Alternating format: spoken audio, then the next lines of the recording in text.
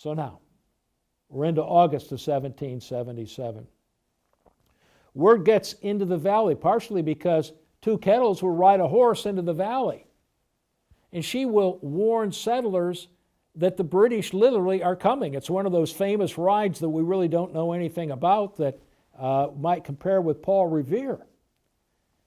And the settlers know that if the British are coming, they're going to devastate the valley.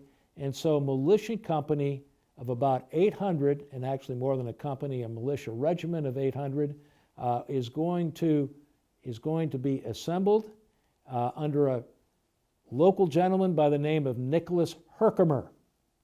And Herkimer is then going to lead that militia force up the Mohawk Valley, and this is going to be set up and lead to one of the bloodiest battles of the whole Revolutionary War, the Battle of Oriskany.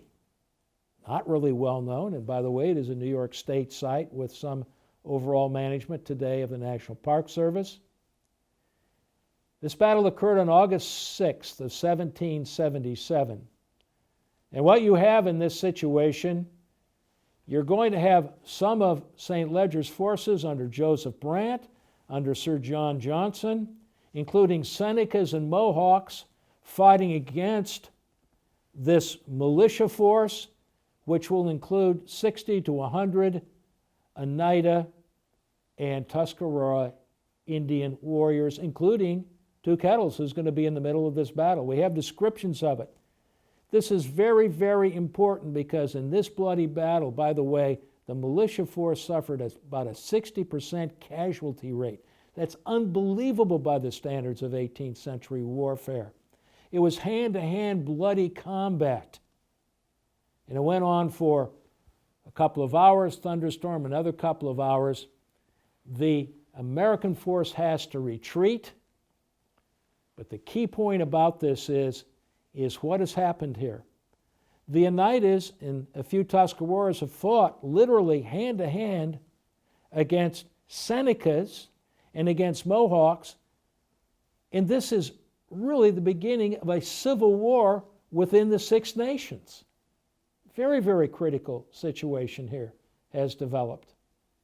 Because now the League, the Confederacy, is no longer unified. The number one rule, we don't fight and kill each other. Have we just broken that rule? Obviously we have. And this will have continuing repercussions throughout the rest of the Revolutionary War. Well, let me wrap it up this way. Ultimately, a force coming west from Albany under, of all people, General Benedict Arnold will help drive off St. Leger's force.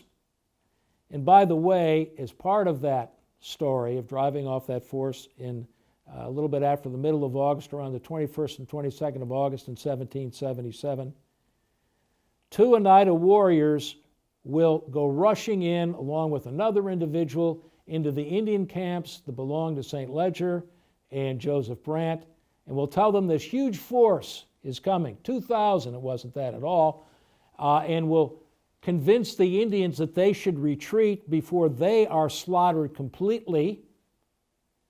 And so quickly the St. Leger force will retreat back up to Lake Ontario, and this support force, this diversionary column, will be removed, and that in turn helps set up the defeat, the capture of John Burgoyne in the battles of Saratoga in September and October of 1777. And are those battles important? You better believe it.